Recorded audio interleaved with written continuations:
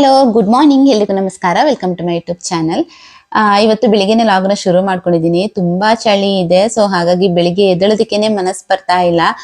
ಬೆಚ್ಚಗೆ ಹೊತ್ಕೊಂಡು ಮಲಗ್ತಾ ಇದ್ರೆ ಬೆಳಿಗ್ಗೆ ಎದ್ದೇಳೋದೇ ಬೇಡ ಅಂತ ಅನ್ಸತ್ತೆ. ಹಾಗೆ ಹೊತ್ಕೊಂಡು ಮಲ್ಗೋಣ ಅಂತ ನಾವು ಹೆಣ್ಮಕ್ಳು ಹೊತ್ಕೊಂಡು ಮಲ್ಕೊಂಡ್ರೆ ನಮ್ಗೆ ಯಾರು ತಿಂಡಿ ಮಾಡಿ ಕೊಡ್ತಾರಲ್ವಾ? ನಮ್ಮ ಕೆಲಸಗಳನ್ನ ನಾವೇ ಮಾಡ್ಕೋಬೇಕು ಎದ್ಬಿಟ್ಟು ಅಂತ ಅಂದ್ಬಿಟ್ಟು ಯೋಚನೆ ಮಾಡಿ ಎದ್ದು ಇವಾಗ ಕೆಲಸಗಳನ್ನ ಶುರು ಮಾಡ್ಕೊಂಡಿದೀನಿ.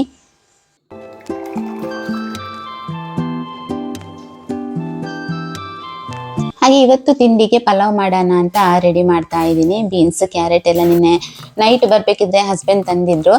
ಏನಾದ್ರೂ ಒಂದಿನ ಪಲಾವ್ ಮಾಡ್ತೀವಿ ಅಂತ ಅಂದ್ರೆ ಅದಕ್ಕಿಂತ ಹಿಂದಿನ ದಿನ ನೈಟ್ ಯೋಚನೆ ಮಾಡ್ಬೇಕಾಗತ್ತೆ ಏನ್ ತರೋದಕ್ಕೆ ಹೇಳ್ಬೇಕು. ಪಲಾವ್ ಅಂತ ಹೇಳಿದ್ರೆ ತರಕಾರಿಗಳು ಬೇಕಾಗಿರತ್ತೆ, ಮೊಸರು ಬೇಕಾಗಿರತ್ತೆ, ಮೊಸರು ಬಜ್ಜಿ ಮಾಡೋದಕ್ಕೆ, ಆಮೇಲೆ ಮುಳ್ಳು ಸೌತೆ ಬೇಕಾಗಿರತ್ತೆ, ಸೋನಾ ಮಸೂರಿ ರೈಸ್ ಬೇಕಾಗಿರುತ್ತೆ, ಈರುಳ್ಳಿ, ಬೆಳ್ಳುಳ್ಳಿ, ಶುಂಠಿ ಬೆಳ್ಳುಳ್ಳಿ ಪೇಸ್ಟ್, ಪಲಾವ್ ಮಸಾಲ ಎಲ್ಲಾನು ಬೇಕಾಗಿರತ್ತೆ ಅಲ್ವಾ? ಏನಾದ್ರೂ ಒಂದ್ ಐಟಮ್ ಮಿಸ್ ಆದ್ರೂ ಕೂಡ ಪಲಾವ್ ಅಷ್ಟೊಂದು ಚೆನ್ನಾಗಿ ಬರಲ್ಲ. ಕೊತ್ತಂಬರಿ ಸೊಪ್ಪು, ಪುದೀನ ಸೊಪ್ಪು ಎಲ್ಲಾನು ಬೇಕಾಗಿರತ್ತೆ. ಸೊ ಹಾಗಾಗಿ ಹಿಂದಿನ ದಿನ ನೈಟ್ ಹಸ್ಬೆಂಡ್ ಬರ್ಬೇಕಿದ್ರೆ ಎಲ್ಲವನ್ನು ಕೂಡ ಅವರ ಹತ್ರನೇ ತರೋದಕ್ಕೆ ಹೇಳ್ತೀನಿ ನಾನು. ಹಾಗೆ ಇವತ್ತು ಪುದೀನ ಸೊಪ್ಪು ಸ್ವಲ್ಪ ಜಾಸ್ತಿ ಹಾಕಿ ಪಲಾವ್ ಮಾಡೋಣ. ಫ್ಲೇವರ್ ತುಂಬಾ ಚೆನ್ನಾಗಿರುತ್ತೆ. ಕೊತ್ತಂಬರಿ ಸೊಪ್ಪು ನಾವು ಯಾವಾಗ್ಲೂ ಯೂಶಲಿ ಹಾಕ್ತೀವಲ್ವಾ, ಅದ್ರ ಜೊತೆಗೆ ಪುದೀನ ಸೊಪ್ಪು ಕೂಡ ಹಾಕೊಂಡ್ರೆ ಒಂಥರ ಫ್ಲೇವರ್ ಸ್ವಲ್ಪ ಡಿಫ್ರೆಂಟ್ ಆಗಿ ಕೊಡುತ್ತೆ, ಹಾಗೆ ಚೆನ್ನಾಗಿರುತ್ತೆ. ಕೆಲವೊಂದ್ಸಲ ಏನ್ ಮಾಡ್ತೀನಿ ಅಂತ ಹೇಳಿದ್ರೆ ಪೇಸ್ಟ್ ಮಾಡಿ ಹಾಕೊಳ್ತೀನಿ ನಾನು. ಕೊತ್ತಂಬರಿ ಸೊಪ್ಪು ಆಮೇಲೆ ಪುದೀನ ಸೊಪ್ಪನ್ನ ಪೇಸ್ಟ್ ಮಾಡಿ ಹಾಕೊಳ್ತೀನಿ. ಇವತ್ತು ಡೈರೆಕ್ಟ್ ಆಗಿ ಹಾಗೆ ಹಾಕ್ತಾ ಇದ್ದೀನಿ. ಹಾಗೆ ಮೊಸರು ಬಜ್ಜಿ ಕೂಡ ಮಾಡ್ತಾ ಇದ್ದೀನಿ. ಮುಳ್ಳು ಸೌತೆಕಾಯಿ ಇತ್ತು, ಅದನ್ನ ಹಾಕ್ಬಿಟ್ಟು ಮೊಸರು ಬಜ್ಜಿ ಮಾಡ್ತಾ ಇದ್ದೀನಿ. ಹಸ್ಬೆಂಡ್ಗೆ ಲಂಚ್ ಬಾಕ್ಸ್ ಕೊಡೋದಕ್ಕಿತ್ತು, ಹಾಗಾಗಿ ಅನ್ನ ಕೂಡ ಇಟ್ಟಿದ್ದೀನಿ.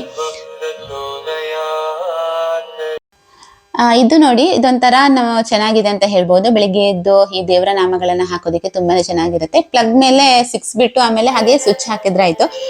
ಅಂದ್ರೆ ದೇವರ ನಾಮಗಳೆಲ್ಲ ಬರ್ತಾ ಇರುತ್ತೆ. ಇದು ನಮ್ಮ ತಂಗಿ ಫ್ಯಾಮಿಲಿ ರೀಸೆಂಟ್ ಆಗಿ ಪುಟ್ಟಪರ್ತಿಗೆ ಹೋಗಿದ್ರು. ಸೊ ಆವಾಗ ಅಲ್ಲಿಂದ ತಂದಿರುವಂತದ್ದು. 200 ರೂಪೀಸ್ ಅಂತ ಹೇಳ್ತಾ ಇದ್ಲು. ಎಲ್ಲಾರ್ಗು ಕೂಡ ಒಂದೊಂದು ತಂದಿದ್ಲು ಬರ್ಬೇಕಿದ್ರೆ. ಸೊ ಚೆನ್ನಾಗಿರುತ್ತೆ. ಬೆಳಿಗ್ಗೆ ಎದ್ದು ಕೂಡ್ಲೆ ಸ್ವಿಚ್ ಆನ್ ಮಾಡಿದ್ರೆ ಆಯ್ತು, ಸಾಂಗ್ಸ್ ಬರ್ತಾ ಇರತ್ತೆ. ಹಾಗೆ ತಿಂಡಿ ಎಲ್ಲ ತಿಂದಾದ ನಂತರ ಇಲ್ಲಿ ಇವಾಗ ತರಕಾರಿ ಇತ್ತಲ್ವಾ, ಹಿಂದಿನ ದಿನ ತಂದಿದ್ರು, ಎಲ್ಲವನ್ನ ನೀಟಾಗಿ ವಾಶ್ ಮಾಡಿ ಸ್ವಲ್ಪ ಬಿಸಿಲಿಗೆ ನೀರಾರ್ಲಿ ಅಂತ ಅಂದ್ಬಿಟ್ಟು ಹೊರಗಡೆ ಇಟ್ಟಿದ್ದೀನಿ.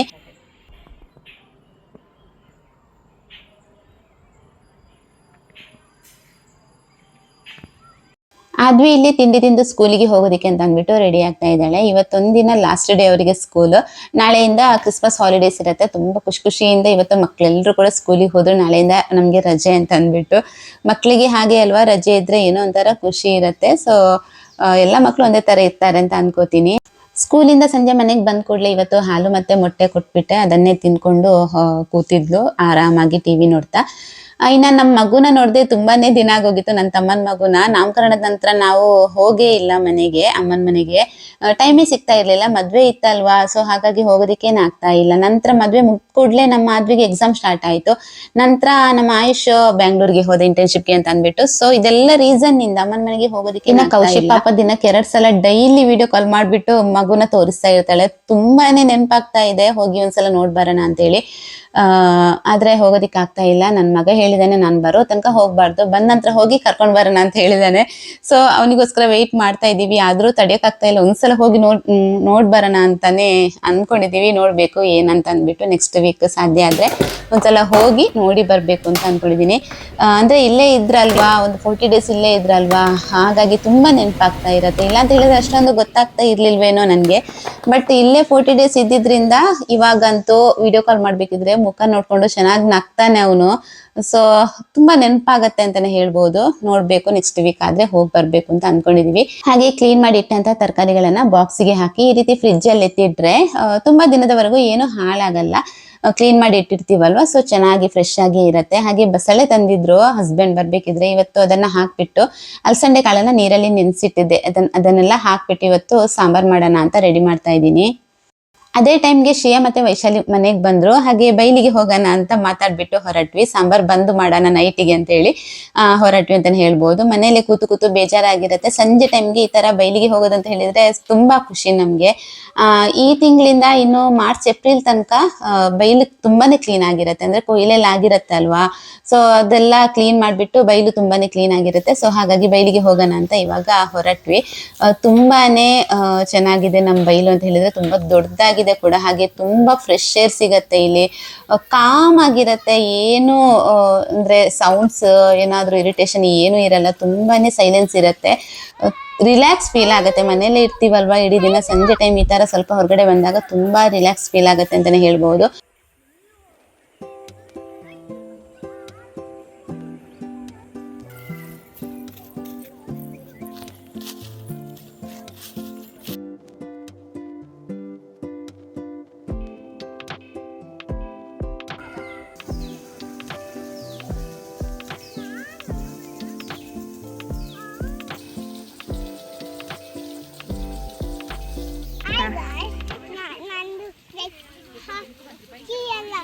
ಎಷ್ಟು ಹಾರ್ತಿದೆ ನಾನೆಲ್ಲ ನಿಮಗೆ ಬಯಲು ತೋರಿಸ್ತೀನಿ. ಮತ್ತೆ ನಮ್ಮ ಬಯಲಿಗೆ ನಾವು ಡೈಲಿ ಬರ್ತೀವಿ. ಬಯಲಲ್ಲಿ ನಾವೆಲ್ಲ ಆಟ ಆಡ್ತೀವಿ. ನಾನು ಬ್ಲಾಗನ್ನು ಹೆಂದೆ ಮಾಡ್ತಿದ್ದೇನೆ. ಬಾಯ್. ಶ್ರೇಯಾ ಅಂತೂ ನನ್ನ ಲಾಗ್ ನೋಡ್ತಾ ನೋಡ್ತಾ ನಾನು ಮಾತಾಡೋ ತರನೇ ಮಾತಾಡೋದಕ್ಕೆ ಕಲ್ತಿದ್ದಾಳೆ. ನಾನು ಲಾಗ್ ಯಾವ ತರ ಎಂಡ್ ಮಾಡ್ತೀನಿ ಅದೇ ತರ ಅವಳು ಕೂಡ ಎಂಡ್ ಮಾಡ್ತಾಳೆ. ಸೊ ಕ್ಯೂಟ್ ಆಗಿ ಮಾತಾಡ್ತಾ ಇದ್ಲು. ಮಕ್ಕಳೆಲ್ಲ ಆಟ ಆಡ್ತಾ ಇದ್ದಾರೆ ನೋಡಿ. ಇದು ರೌಂಡ್ ಆಗಿ ಸುತ್ತಿದ್ದು ಕಾಣ್ತಾ ಇದೆಯಲ್ವಾ ಇಲ್ಲಿ ನಿಮ್ಗೆ, ಅದು ಬೈಹುಲ್ಲು. ಅಂದ್ರೆ ಮಿಷಿನ್ ಬಂದು ಕೊಯ್ಲೆಲ್ಲ ಮಾಡಿರತ್ತಲ್ವಾ. ಸೊ ನಂತರ ಅದರಿಂದ ಭತ್ತ ಎಲ್ಲ ತೆಗ್ದಿರ್ತಾರೆ. ಭತ್ತ ಎಲ್ಲ ಸಪ್ರೇಟ್ ಆಗಿರುತ್ತೆ. ಕೊನೆಗೆ ಈ ತರ ಬೈಹುಲ್ಲು ಉಳ್ದಿರತ್ತಲ್ವಾ, ಅದನ್ನ ಈ ತರ ರೋಲ್ ಮಾಡೋದಕ್ಕೆ ಕೂಡ ಮಿಷಿನ್ ಬರುತ್ತೆ. ರೋಲ್ ಮಾಡಿ ಇಟ್ಟಿರ್ತಾರೆ. ಅದನ್ನ ದನ ಇರೋರೆಲ್ಲ ತಗೊಂಡ್ ಹೋಗ್ತಾರೆ. ಇಲ್ಲ ಅಂತ ಹೇಳಿದ್ರೆ ಕೆಲವೊಬ್ರು ಮಾರ್ಬಿಡ್ತಾರೆ. ಈ ತರ ಇರತ್ತೆ. ಸಂಜೆ ಒಂದು 6 ಗಂಟೆ ತನಕ ಅಲ್ಲೇ ಟೈಮ್ ಸ್ಪೆಂಡ್ ಮಾಡ್ಬಿಟ್ಟು ಮಕ್ಳ ಆಟನೆಲ್ಲ ನೋಡಿ ಕೊನೆಗೆ ತುಂಬಾ ಮಕ್ಳಿದ್ದಾರೆ ನಮ್ಮ ಮನೆ ಸುತ್ತಮುತ್ತ. ಎಲ್ಲ ಮಕ್ಳನ್ನ ಕರ್ಕೊಂಡು ವಾಪಸ್ ಮನೆಗ್ ಬಂದ್ವಿ. ತುಂಬಾ ಫ್ರೆಶ್ ಫೀಲ್ ಆಗತ್ತೆ ಮನೆಗ್ ಬರ್ಬೇಕಿದ್ರೆ.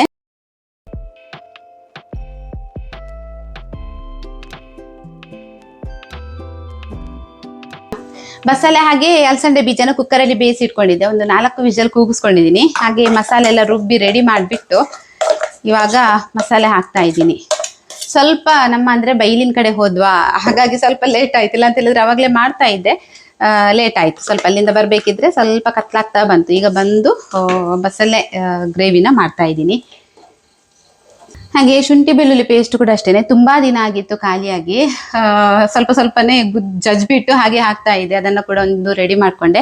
ಇದನ್ನ ಈ ತರ ಚಿಕ್ಕ ಜಾರ್ ಬರುತ್ತಲ್ವಾ ಗಾಜಿಂದು, ಇದರಲ್ಲಿ ತುಂಬಿಸಿ ಫ್ರಿಜ್ ಅಲ್ಲಿ ಎತ್ತಿಟ್ರೆ ತುಂಬಾ ದಿನದವರೆಗೂ ಕೂಡ ಬರುತ್ತೆ. ಅಂದ್ರೆ ಕೆಲವೊಂದು ನಾನ್ ವೆಜ್ಗೆಲ್ಲ ಜಾಸ್ತಿ ಬೇಕಾಗತ್ತಲ್ವಾ, ಪಲಾವ್ ಮಾಡ್ಬೇಕಿದ್ರೆ, ಬಿರಿಯಾನಿ ಮಾಡ್ಬೇಕಿದ್ರೆ, ಈ ತರ ಕೆಲವೊಂದು ಅಡಿಗೆಗಳಿಗೆ ಬೇಕಾಗತ್ತೆ. ಸೊ ಆ ಟೈಮ್ನಲ್ಲಿ ಹೊರಗಡೆಯಿಂದ ತರೋದ್ಕಿಂತ ಅದಷ್ಟು ಟೇಸ್ಟಿಯಾಗಿ ಕೂಡ ಇರಲ್ಲ. ಮತ್ತೆ ತುಂಬಾ ದಿನ ಆಗಿರತ್ತಲ್ವಾ, ಡೇಟ್ ಎಲ್ಲ ಎಕ್ಸ್ಪೈರಿ ಡೇಟ್ ಕೊಟ್ಟಿರ್ತಾರೆ. ಬಟ್ ಏನೋ ಒಂಥರ ಇರತ್ತೆ, ನನ್ಗೆ ಅಷ್ಟೊಂದು ಇಷ್ಟ ಆಗಲ್ಲ ಹೊರಗಡೆಯಿಂದ ತರುವಂಥದ್ದು. ಸೊ ಈ ತರ ಮನೇಲಿ ಮಾಡಿ ಎತ್ತಿಟ್ಕೊಳ್ತೀನಿ. ಒಂದು 2 ಬಾಟಲ್ ಈ ತರ ರೆಡಿ ಮಾಡ್ಕೊಂಡ್ರೆ, ಅಂದ್ರೆ 2 ಬಾಟಲ್ ಮಾಡ್ತೀನಿ ನಾನು ಯಾವಾಗ್ಲೂ ಮಾಡ್ಬೇಕಿದ್ರೆ. ರೆಡಿ ಮಾಡ್ಕೊಂಡ್ರೆ 1 ತಿಂಗಳವರೆಗೂ ಸಾಕಾಗತ್ತೆ ನನಗೆ. ಹೊರಗಡೆಯಿಂದ ತರುವಂತಹ ಒಂದು ನೆಸೆಸಿಟಿ ಇರಲ್ಲ. ನಮ್ಮ ಆದ್ವಿ ತುಂಬಾ ದಿನದಿಂದ ರಾಗ ಹಾಕ್ತಾ ಇದ್ದಾಳೆ, ಪಾನಿಪುರಿ ಮಾಡ್ಬೇಕು ಅಂತ ಅಂದ್ಬಿಟ್ಟು. ಸೊ ಇವತ್ತು ಮಾಡ್ಬೇಕು ಅಂತ ಡಿಸೈಡ್ ಮಾಡ್ಬಿಟ್ಟು ಆಲೂಗಡ್ಡೆ ಎಲ್ಲ ಬೇಯಿಸಿ ಇಟ್ಕೊಂಡಿದೀನಿ. ಒಳ್ಳೆ ಮಾಡ್ತಾಳಂತೆ, ನೋಡುವ ಯಾವ ತರ ಮಾಡ್ತಾಳಂತ ಹೇಳಿ. ನಾನ್ ಸಹ ಇಡ್ತೀನಿ ಜೊತೆನಲ್ಲಿ. ಎಲ್ಲಾ ನೆನ್ಪಿಗ್ ಬರಲ್ಲ ಅವಳಿಗೆ. ನಾನ್ ಕೂಡ ಸ್ವಲ್ಪ ಹೇಳ್ಕೊಡ್ತೀನಿ ಈ ತರ ಮಾಡು ಅಂತ ಅಂದ್ಬಿಟ್ಟು. ನನ್ ಮಗ ಇಲ್ಲ, ಅವನ್ಗೆ ಮಾತ್ರ ಅವನನ್ನ ಮಿಸ್ ಮಾಡ್ಕೋತಾ ಇದ್ದೀವಿ ನಾವಿವತ್ತು. ಪಾನಿಪುರಿ ಅಂತ ಹೇಳಿದ್ರೆ ತುಂಬಾ ಇಷ್ಟ ಅವನಿಗೆ. ನೆಕ್ಸ್ಟ್ ಟೈಮ್ ಅವ್ನ್ ಬರ್ಬೇಕಿದ್ರೆ ವಾಪಸ್ ಮಾಡೋಣ ಅಂತ ಅಂದ್ಬಿಟ್ಟು, ಇವಳೊಬ್ಳು ಇದ್ದಾಳಲ್ವಾ, ತುಂಬಾ ದಿನದಿಂದ ರಾಗ ಹಾಕ್ತಾ ಇದ್ದಾಳಲ್ವಾ ಅಂತ ಅಂದ್ಬಿಟ್ಟು ಇವತ್ತು ಮಾಡ್ತಾ ಇದ್ದೀವಿ. ಸ್ವಲ್ಪ ಸ್ಪೆಷಲ್ ಆಗಿ ಮಾಡೋದು ಇವತ್ತು. ಅಂದ್ರೆ ಮಾಮೂಲಿಯಾಗಿ ನಾವು ಮಾಡ್ತೀವಲ್ವಾ ಆ ತರ ಅಲ್ಲ, ಸ್ವಲ್ಪ ಬೇರೆ ತರ ಮಾಡ್ತೀನಿ. ನಿಮ್ಗೆ ಕೂಡ ತೋರಿಸ್ತೀನಿ ಯಾವ ತರ ಮಾಡೋದು ಅಂತ ಅಂದ್ಬಿಟ್ಟು. ಚೆನ್ನಾಗಿ ಬರ್ಬೋದು ಅಂತ ಅನ್ಕೋತೀನಿ, ಫಸ್ಟ್ ಟೈಮ್ ಆ ತರ ಮಾಡುವಂತದ್ದು. ಪಾನಿಪುರಿ ಅಂತ ಹೇಳಿದ್ರೆ ತುಂಬಾ ಸ್ಟೈಲ್ ಅಲ್ಲಿ ಮಾಡೋದಕ್ಕಾಗತ್ತೆ, ಬೇರೆ ಬೇರೆ ಸ್ಟೈಲ್ ಅಲ್ಲಿ ಮಾಡ್ತಾರೆ. ನಾನು ಕೂಡ ನಂದೇ ಸ್ಟೈಲ್ ಅಲ್ಲಿ ಇವತ್ತು ಸ್ವಲ್ಪ ಡಿಫ್ರೆಂಟ್ ಆಗಿ ಮಾಡೋಣ ಅಂತ ರೆಡಿ ಮಾಡ್ತಾ ಇದ್ದೀನಿ. ಸ್ವಲ್ಪ ಚೇಂಜಸ್ ಇರುತ್ತೆ ಅಷ್ಟೇನೆ. ಪಾನಿ ರೆಡಿ ಮಾಡ್ಕೊಂಡೆ. ಇನ್ನು ಈ ವಿಡಿಯೋ ನಿಮ್ಗೆ ಏನಿದ್ರು ಬೇಕಿದ್ರೆ, ಈ ರೆಸಿಪಿ ಏನಾದ್ರು ಬೇಕಿದ್ರೆ ಶಾರ್ಟ್ಸ್ ಹಾಕ್ತೀನಿ. ನಂತರ ಇನ್ಸ್ಟಾಗ್ರಾಮ್ ಅಲ್ಲಿ ಕೂಡ ರೀಲ್ಸ್ ಹಾಕೊಂಡಿದ್ದೀನಿ, ಅಲ್ಲಿ ಬೇಕಿದ್ರೆ ನೀವು ಒಂದ್ಸಲ ಚೆಕ್ ಮಾಡಬಹುದು.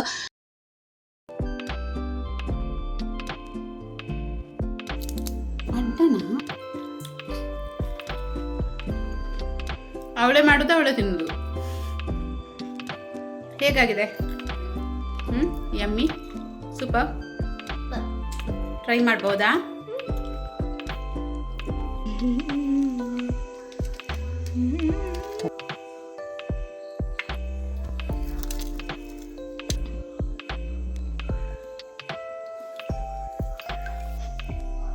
ತಿಂತೀನಿ.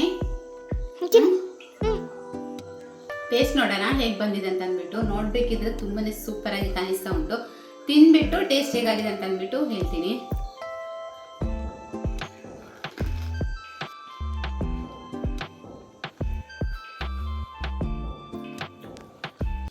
ಸಖತ್ತಾಗಿ ಬಂದಿದೆ ಆಯಿತಾ.